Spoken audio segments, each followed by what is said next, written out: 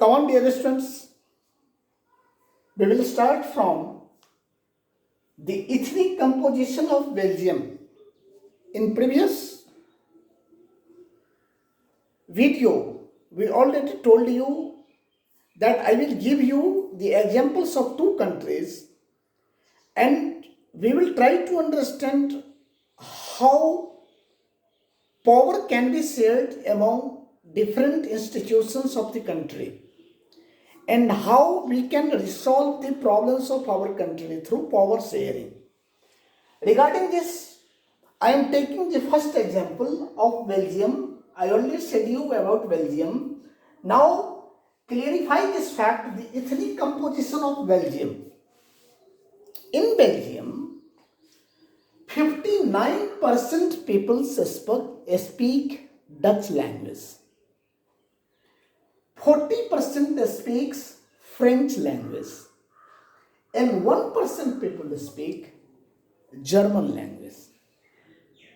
Here, in 1950 to 1960, a problem arose in Belgium, and this was about the rights among the people that French speakers said we are majoritarian, so we would consume more rights in comparison of other people. While German speaker told, because we are more powerful in Belgium, so we would consume more rights. German also expects some rights in that country. So slowly this problem becomes a big problem in Belgium. Now this becomes very necessary to solve this problem as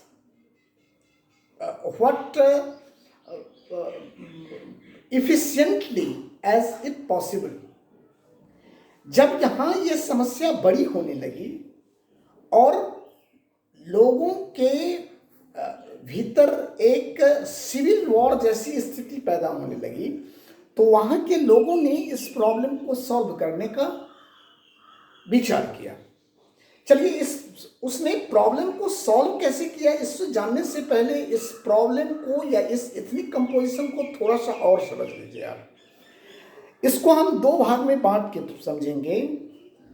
first is Brussels, which is the capital city of Belgium, and second part of the country is outside Brussels.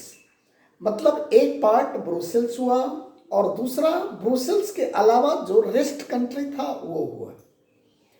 दोनों में अलग अलग तरह के composition थे.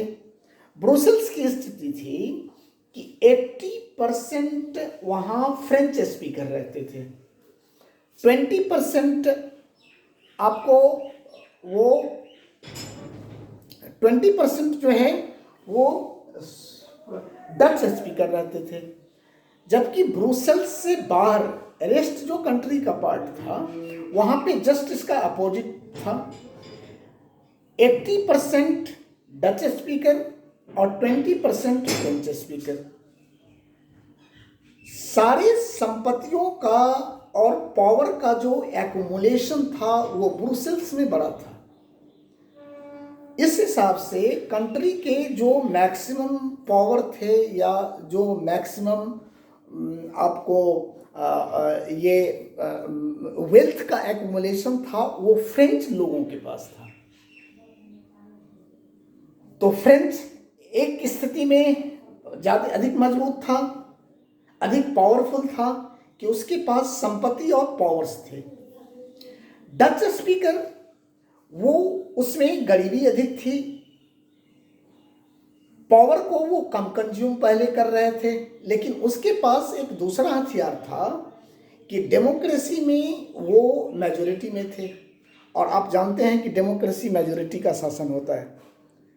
तो इस हिसाब से उसका डिमांड था कि मैं अधिक पावर कंज्यूम करूंगा और मुझे सारे सत्ता पर देश को चलाने का राइट यहाँ शासन करने का राइट मुझे मिलना चाहिए। जबकि फ्रेंच लोगों का कहना था कि नहीं, ये पॉसिबल कैसे है।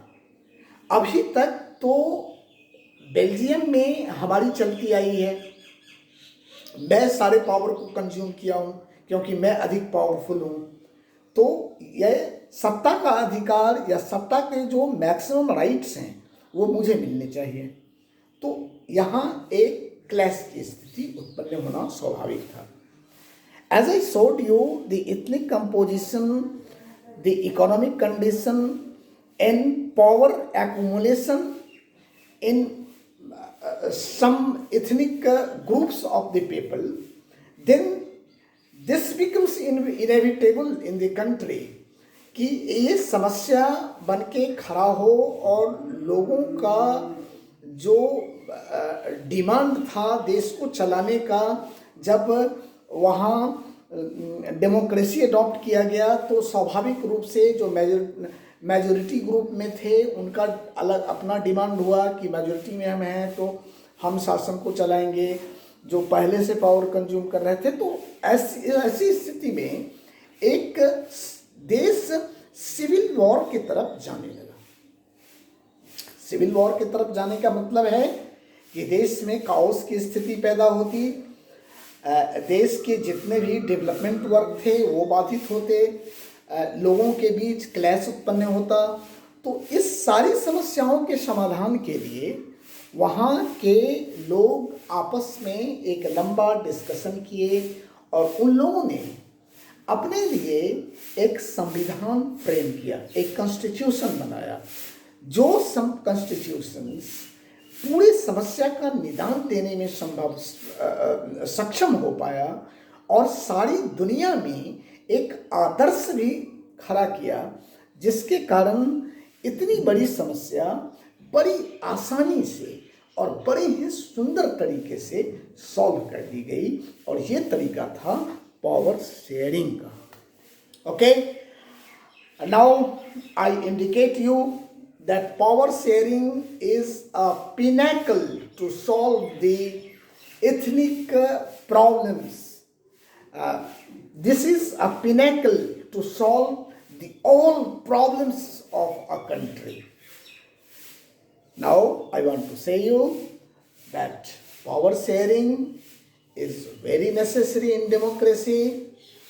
After that, what happened in Belgium, how Belgium solved their problem and how power was shared among French, Dutch and Germans, I will discuss about this in our next lecture.